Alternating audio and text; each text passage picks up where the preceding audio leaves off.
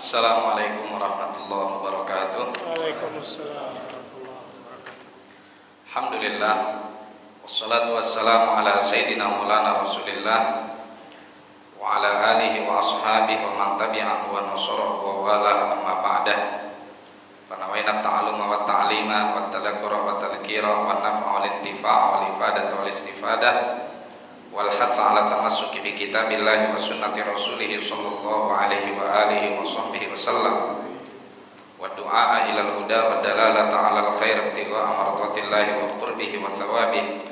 Subhanaka la ilma lana illa ma 'allamtana innaka antal alimul hakim wa la haula wa la quwwata illa billahil aliyyil azim.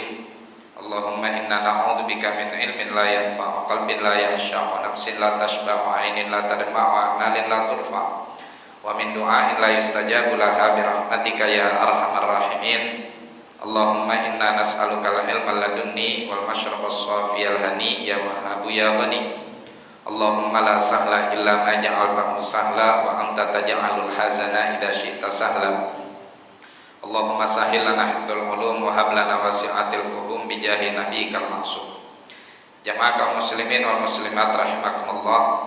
Alhamdulillah, pada kesempatan yang penuh dengan keberkahan ini kembali kita dapat melanjutkan mudzakarah kita pada kitab Wasailul Wusuli ila Syamailir Rasul karya Imam An-Nabhani rahimahullahu taala, yang mana kitab ini membahas tentang syama'il atau akhlak baginda Nabi Muhammad sallallahu alaihi wa alihi wasallam. Pada minggu lalu atau pada pertemuan yang lalu kita telah menjelaskan kenapa Nabi sallallahu alaihi wa alihi wasallam disebut sebagai ana Muhammad, ana Ahmad, ana Nabiyur Rahmah. Dan juga kita telah jelaskan kenapa Nabi sallallahu alaihi wa alihi wasallam dinamakan sebagai Nabiyut Taubah. Selanjutnya kita akan menjelaskan makna dari nama Nabi sallallahu alaihi wa alihi wasallam Al-Muqaffa, ya, atau Al-Muqaffi. Karena di dalam hadis yang diriwayatkan oleh Sayyidina Hudzaifah tersebut, Rasulullah sallallahu alaihi wa alihi wasallam mengatakan bahwa wa anal muqaffi wa anal hasyir wa ana nabiyul malahim. Dijelaskan oleh penulis kitab wa ma'nal muqaffi ay al muttabi'u man qablahu minar rusul, bahwa Nabi Muhammad sallallahu alaihi wa alihi wasallam datang tidak membawa ajaran baru, dalam tanda kutip ususul ad-din, pondasi agama. Adapun syariatnya akan ada banyak perbedaan, jangankan antara Nabi Muhammad sallallahu alaihi wasallam dengan nabi-nabi sebelumnya, bahkan di antara para nabi sebelumnya pun kalau untuk urusan syariat banyak perbedaan di antara mereka.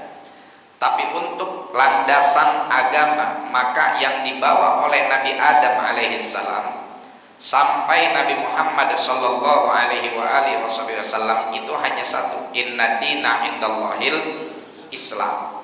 Ya, sesungguhnya agama di sisi Allah Subhanahu wa taala hanyalah agama Islam, dan tidak ada agama lain selain agama Islam. Wa may yabtaghi ghairal islami dina falan yuqbala minhu wa huwa fil akhirati minal khasirin. Barang siapa yang menginginkan agama selain agama Islam, falan yuqbala minhu, maka tidak akan diterima keinginannya tersebut. Wa huwa fil akhirati minal khasirin, dan orang yang seperti ini di akhirat nanti masuk ke dalam rombongan atau golongan orang-orang yang rugi. Nabi sallallahu alaihi wa alihi wasallam sebagaimana para nabi-nabi terdahulu mengesahkan Allah, ja'u bitauhid, mereka datang dengan tauhid. Sehingga tidak benar apa yang diklaim oleh orang-orang Yahudi dan orang-orang Nasrani tentang adanya yang namanya Isa ibnullah, Uzair ibnullah. Orang Nasrani mengklaim bahwasanya Nabi Isa adalah putra Allah, sedangkan ajaran Nabi Isa sendiri seperti ajaran Nabi Muhammad sallallahu alaihi wasallam, lam yalid walam yulad. Allah itu tidak berkembang biak dan juga tidak dikembangbiakan, tidak beranak dan tidak diperanakan, sehingga penamaan Nabi Muhammad sallallahu alaihi wasallam sebagai sosok muqaffi ini karena Nabi Muhammad datang dengan tauhid yang sama dengan nabi-nabi yang sebelumnya. Baik. Adapun syariat, maka Allah tegaskan di dalam Al-Qur'an, "Walikullin ja'alna syir'atan wa minhaja." Dan setiap nabi ada syariatnya sendiri-sendiri. Maksudnya syariat itu apa? Ahkam fiqhiyah, hukum-hukum fiqih, ya. Ada ahkam fiqhiyah atau ada ritual ibadah yang secara umum dia memiliki kesamaan antara para nabi dan para rasul. Seperti misalkan kita di dalam Islam atau yang kita amalkan saat ini ada namanya ibadah puasa. Ibadah puasa, ya, secara perintah itu bukan hanya diperintahkan kepada Nabi Muhammad sallallahu alaihi wasallam saja, tapi umat-umat terdahulu juga diperintahkan oleh Allah untuk melaksanakan puasa. Maka dari itu di dalam Al-Qur'an disebutkan kama kutiba alal ladina min qablikum. Sebagaimana puasa tersebut diperintahkan dan diwajibkan kepada orang-orang sebelum kalian. Nah, kaifiyahnya, tata caranya, pelaksanaannya terkadang antara satu nabi dengan nabi yang lain, satu rasul dengan rasul yang lain bisa jadi ada perbedaan. Kita sebagai umat Nabi Muhammad sallallahu alaihi wasallam diperintahkan oleh Allah untuk hatta wakulu washrabu hatta yatabayyana lakumul khaytul abyadu minal khaytil aswadi minal fajr thumma atimmus siyama ilal lail. Kata Allah, silakan kamu makan di bulan puasa. Kapan? Tapi malam. Makan sebanyak-banyaknya, minum sedengang-dengangnya, ya. Silakan makan sebanyak mungkin, kalau perlu teliknya sampai pada bejendol. Memang ayam kampung. Artinya makan sepuasnya malam hari. Sampai kapan? Hatta yatabayyana lakumul khaytul abyadu minal khaytil aswadi minal fajr. Sampai datang yang namanya waktu disebut dengan fajar shadiq. Fajar shadiq adalah fajar yang membentang di ufuk, yang setelahnya tidak ada kegelapan lagi. Udah, dari garis bentangan tersebut, garis bentangan cahaya tersebut muncul setelahnya cahaya yang makin besar makin besar. Kalau fajar kadhib itu kan ada bentangan cahaya tapi ngepreng, habis itu dia gelap lagi, hilang. Nah, kalau sudah masuk fajar shadiq, Anda harus berpuasa. Sampai kapan? Tsumma atimmus siyama ilal lail. Sempurnakan puasamu sampai beduk maghrib, sampai adzan maghrib, ya, sampai masuknya waktu maghrib. Baik. Setelah adzan maghrib, setelah masuk waktu maghrib, boleh nggak berpuasa? Haram. Haram. Mentang-mentang badannya gagah, rajin fitness, ya, pernah latihan di hutan, pernah latihan bertahan hidup, enggak, gue mau belum lapar, gue mau lanjutin puasa sampai besok. Boleh nggak? Nggak boleh, haram. Ya, harus buka. Ini syariat Nabi Muhammad sallallahu alaihi wasallam. Adapun syariat nabi-nabi yang sebelumnya, ya, di antara syariat yang mereka kerjakan adalah kalau orang puasa pas beduk maghrib dia nggak sadar, entah karena tidur atau karena pingsan, ya, bangun-bangun udah malam, artinya dia tidak menyaksikan terbenamnya matahari. Maka apa yang harus dia lakukan? Wisol, nyambung puasa malam itu dan besoknya sampai ketemu maghrib besok dia baru boleh buka, ya. dia baru boleh buka. Kalau kita nggak kedengeran suara adzan maghrib, nggak boleh sambung, ya. Waktu maghrib harus berbuka. Malah banyak yang bikin adzan palsu. Belum maghrib udah ada. Nah, ini namanya perbedaan tata cara, perbedaan kaifiyah di dalam syariat. Masing-masing ada syariatnya sendiri-sendiri. Diriwayatkan bahwa di zaman Nabi Musa alaihissalam, laki-laki poligami boleh lebih sampai 100. Waduh, rasanya pengen jadi umat Nabi Musa aja. Belum tentu berani, Pak. Jangan kata 100, yang 4 aja deg-degan ngumpet-ngumpet. Yang 4 aja ngumpet-ngumpet, apalagi 100. Di zaman Nabi Isa poligami haram. Laki-laki hanya diperbolehkan mempersunting 1 wanita untuk jadi istrinya. Lebih dari 1 haram. Di zaman Nabi Muhammad SAW mengalami perubahan kembali, boleh poligami, tapi maksimal 4. Maksudnya dalam 1 ikatan akad, ya, bukan dalam 1 majelis akad, dalam 1 ikatan akad. Artinya kalau satu waktu meninggal atau cerai, sisa 3, boleh tuh ngisi 1 lagi. Itu pun syaratnya berat, kudu adil, ya, kudu adil. Kalau nggak adil, dosa. Jadi hati-hati. Makanya nikah pun sebagaimana ibadah yang lain, yang jadi landasan bukan nafsu semata. Ya, banyak orang melaksanakan ibadah itu hanya sekedar nafsu semata, sehingga ibadahnya nggak sempurna. Ya, dia pengen nikah lagi, yang dijadiin pondasi nafsunya, sehingga nggak bisa berbuat adil. Nah, ini akan menjadi dosa, jadi bahaya. Dan adil bainal azwaj itu sulit, ya. Melakukan keadilan antar istri nggak gampang, apalagi kalau bini mudanya rada cakepan, terus demen pepintaan, akhirnya yang jadi korban bini tua. Padahal zaman susah sama yang tua, giliran kaya yang seneng yang muda. Ikhlas nggak, Bu? Ridho nggak, Bu? Masya Allah, ibu-ibu sampai manyun begitu, wah, cuman kagak banting lekar doang gitu, ibu. Ya, jadi jangan sembarangan. Baik.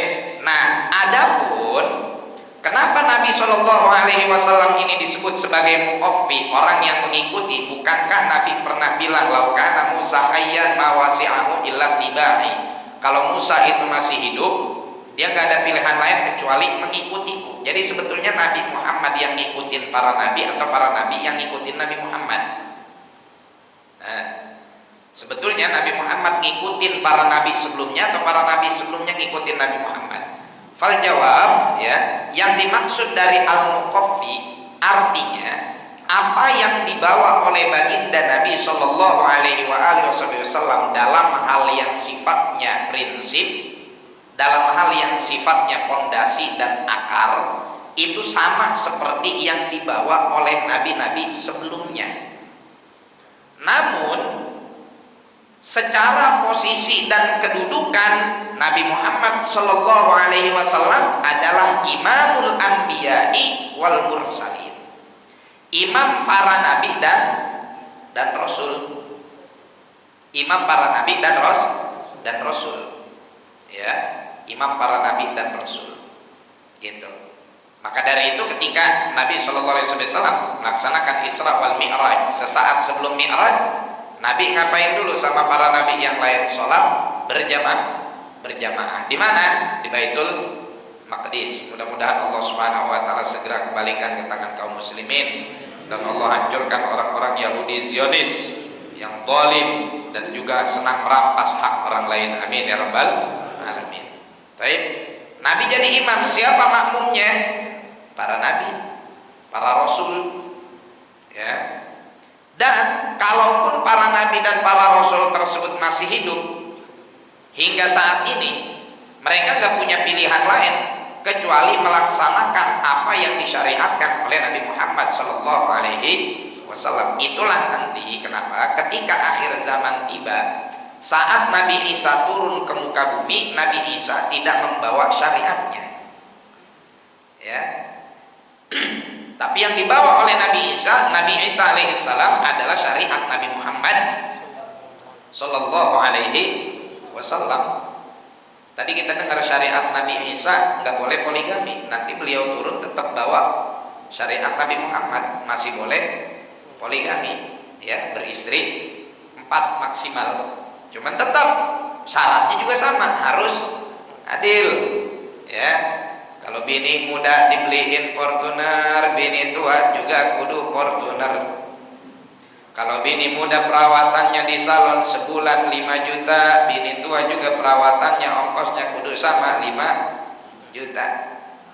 Kalau bini muda dikasih ditaruh di rumah di Pantai Indah Kapuk, harganya 2,5 miliar, bini tua jangan ditaruh komplek Kimia Farma. Boro-boro rumahnya mahal, botnya aja baru dipasang. Ya kita lewat situ tadi. Bagus nggak mobil ngubang. Ya. Kalau bini muda adanya di pik, ya bini tua minimal di green leg. Ya, harga rumahnya kudu sama. Ya. La ilaha illallah. Kalau anak-anaknya sekolah, ya anak yang lain juga harus disekolahkan. Nggak gampang. Walhasil itulah kenapa Nabi Muhammad Shallallahu Alaihi Wasallam disebut sebagai al-muqaffi. Wa kana akhirahum wa khatimahum, dan Nabi Muhammad Shallallahu Alaihi Wasallam ini adalah Nabi terakhir, ya, Nabi penutup. Nabi terakhir dalam hal apa? Dalam hal diutus sebagai Rasul. Adapun sebagai Nabi, jauh sebelum Nabi Adam diciptakan, Nabi Muhammad sudah jadi Nabi. Oh, baru dengar saya. Nah, Nabi Adam belum diciptakan, Nabi Muhammad sudah jadi Nabi. Kata Rasulullah SAW dalam hadits sahih, ana nabiyun wa adamun lamun jadilun fi tinatih. Saya sudah jadi nabi pada saat Adam baru dicetak, ya, baru diadonin, baru dicetak, maksudnya baru mau diciptakan. Saya sudah menjadi nabi, kata baginda Nabi Muhammad Sallallahu Alaihi Wasallam, karena cahaya Rasulullah adalah yang pertama diciptakan oleh Allah Subhanahu wa Ta'ala. Adapun pengutusannya ya terakhir, ya. Nabi Isa bagaimana statusnya? Nabi terakhir? Bukan. Nabi Isa adalah nabi yang diutus oleh Allah sebelum Nabi Muhammad Sallallahu Alaihi Wasallam. Hanya saja kemudian beliau diangkat ke langit, ya, diangkat ke langit, dan nanti diturunkan di akhir zaman untuk menjadi pembantunya Al-Imam Mahdi, ya. Wal Imam Mahdi min dzurriyyati Rasulillah sallallahu alaihi wasallam. Imam Mahdi dari keturunan baginda Nabi Muhammad sallallahu alaihi wasallam, ya. Nah, kemudian istilah khotam itu juga diartikan sebagai penutup, karena syariat Nabi Muhammad menutup syariat-syariat sebelumnya. Nggak bisa tuh yang namanya Yahudi, Nasrani, mereka mengklaim mengklaim dirinya sebagai umatnya Nabi Musa atau umatnya Nabi Isa, kemudian tidak beriman kepada syariat Nabi Muhammad. Kata Rasulullah SAW, "Lau kana Musa hayyan ma wasi'ahu illa tibai." Kalau seandainya Musa masih hidup, dia nggak ada pilihan lain kecuali dia ngikutin aku, kata Nabi Muhammad SAW. Ya, jadi apa namanya? Nabi Shallallahu Alaihi Wasallam, Nabi Muhammad Shallallahu Alaihi Wasallam adalah penutup bagi para nabi yang lain, bagi para rasul yang lain, sekaligus syariatnya menjadi syariat yang menutup syariat-syariat yang lain. Tidak benar jika dikatakan bahwa Nabi Muhammad itu, atau tidak benar jika dikatakan setelah Nabi Muhammad masih ada nabi lain yang diutus, karena makna khotam itu artinya cincin. Ini ada nih pemikiran liberal yang kayak gini Bapak Ibu sekalian, sehingga mereka membuka ruang untuk datangnya orang-orang lain mengaku sebagai nabi. Karena dia bilang apa dalil dia? Dalil dia adalah khotam itu artinya cincin.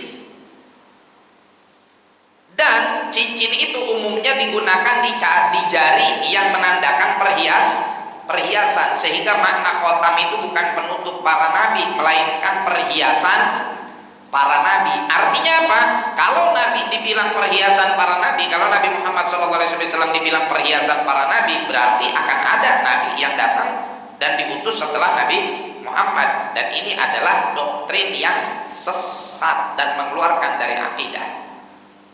Hati-hati, bisa mengeluarkan seseorang dari akidah, karena pernyataan Rasulullah sebagai penutup para nabi itu binassin sharihin qur'ani, dengan nas sharih dari Al-Qur'an. Maka Muhammadun aba ahadin min rijalikum walakin Rasulullah wa khatamun nabiyyin. Ya, penutup para nabi. Lantas gimana ceritanya penutup itu bisa ada hubungannya dengan cincin? Secara bahasa, Al-Qur'an menggunakan khatam yang memang arti dasarnya adalah cincin, ya, atau salah satu artinya adalah cincin. Itu dikarenakan orang zaman dulu itu, Arab jahiliyah, mereka punya peradaban untuk meresmikan dan menutup setiap surat itu stempelnya pakai cincin, ya, stempelnya dan penutupnya pakai cincin. Artinya kalau surat itu udah distempel, tetap udah nggak boleh diedit lagi, udah resmi, udah kelar.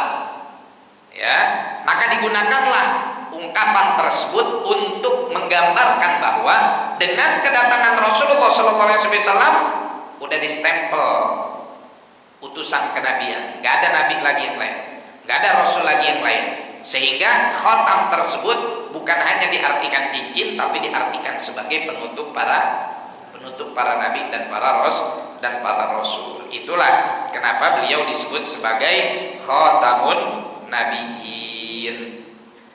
Baik jamaah sekalian, yang selanjutnya Nabi dinamakan sebagai Nabiul Malahim, tapi ini pembahasannya agak lumayan panjang, ya, karena malahim itu artinya huruf. Huruf itu artinya perang. Nabi ini diutus cuman buat perang, cuman buat invasi, cuman ngejajah. Pantesan dari Arab datang sini pada ngejajah, nabinya tukang ngejajah. Ayo, ini perlu kita luruskan, ya. Dan bagaimana sebetulnya jihad qital yang disyariatkan di dalam Islam? Bagaimana sebetulnya Islam mengajarkan kita tentang jihad? Dan ada berapa macam jihad itu? Apakah jihad itu mesti dengan peperangan yang menggunakan senjata? Dan kalaupun harus menggunakan senjata, apakah jihad tersebut bisa kita lakukan kapan saja atau ada aturan-aturannya? Ya, karena ini Nabi menamakan dirinya sebagai Nabiul Malahim, Nabi peperangan.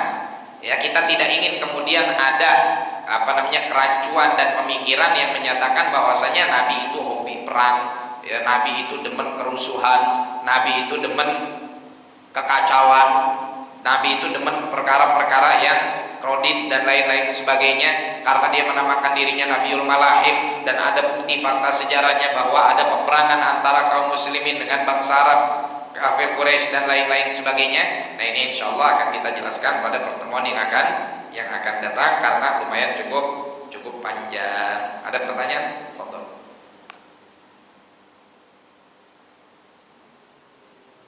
Alhamdulillah, enak ngajar di Asalam, orangnya gampang cepat paham. Jadi nggak ada yang nanya. Al-Fatihah bil qabul wal iqbal sallallahu alaihi wa hadrati sayyidina Rasulillah sallallahu alaihi wa alihi wasallam maula bilal badrul mutalal Allah taala yaftah alaina فتوح العارفين وارزقنا كمال الإخلاص واليقين ثبت أقدامنا على قدم الحبيب الأمين يقضي لنا جميع الحاجات ويغفر لنا جميع الذنوب ويستر لنا كل العيوب ويكشف عنا كل الكروب إلى حضرة النبي محمد صلى الله عليه وآله وصحبه وسلم بسر الفاتحة. أعوذ بالله من الشيطان الرجيم. بسم الله الرحمن الرحيم.